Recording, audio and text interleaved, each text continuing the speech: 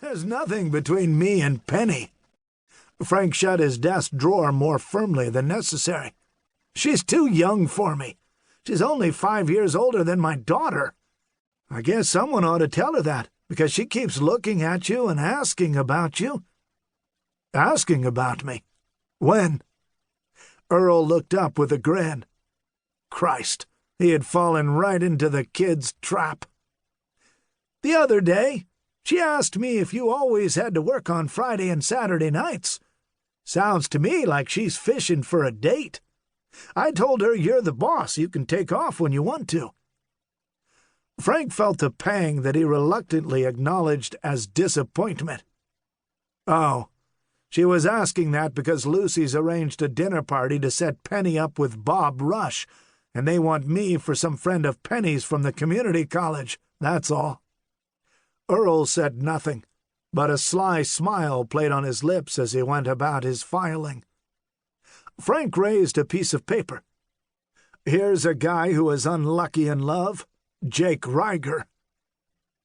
MacArthur Payne told me he left his last job to get a fresh start after some trouble with a woman.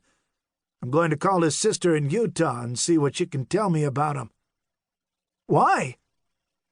"As many times as we've been around and around on this bear attack, we've never looked very closely at the life of the victim," Frank said. "What do we really know about the man? Why would someone want to kill him?"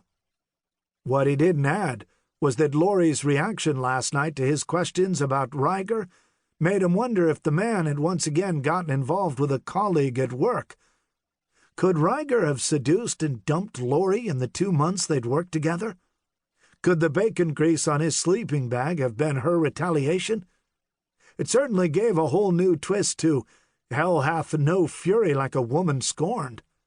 As a local girl, Laurie would know that bacon grease was a lure for bears. If they were lovers, she might know what a sound sleeper Jake was. She could have followed the campers up the trail and planted the grease. He certainly didn't see Laurie as a cold-blooded killer, but it might have been a cruel retribution that went too far. Earl would have been appalled if he knew such ideas had crossed Frank's mind. "Payne gave you the sister's number?" Earl asked. "I thought he was mad about this idea of Rusty's that the bear attack wasn't an accident." "Now he thinks someone's intentionally spreading rumors about the academy.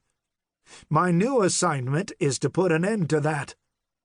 Frank kicked a file drawer shut. "Of course, if the truth I uncover happens to be unpleasant, I'll be screwed for that." He glanced at his watch. "It's barely 7 in Utah. Maybe I can catch the sister before she leaves for work." Kathy Reiger answered on the first ring, sounding frazzled. "Who is this again?" she asked after Frank identified himself. "What do you want?" Frank introduced himself again, then asked, "Had you heard from your brother since he started teaching at the North Country Academy? Was he happy there?" "He called me when he got there, said the setting was beautiful, and he could hardly wait to get out and explore. He sounded happy. Jake was a free spirit. He always liked the beginning of a new adventure." "But not the end. Was he experiencing any problems with the students?" Frank asked. "No. He knew what to expect from them." "Did he mention a new woman in his life?" Kathy Reiger snorted. "There was always a woman in Jake's life. I didn't bother to keep track. Why are you asking me these things?" Frank hesitated. "There's a remote possibility that your brother's death was not entirely accidental." "How could a bear attack not be an accident?" "That's what we're trying to determine. Look, we're probably wrong, but if you could clarify a few things about your brother's life, it would help." When she didn't protest, Frank forged ahead. "How did he happen to get this job at the North Country Academy?" "Well, he got romantically involved with another teacher at his last job, and it didn't work out. So when MacArthur Payne called, he decided to make a fresh start. That confirmed what Payne had said." "And he knew Payne from this previous job?"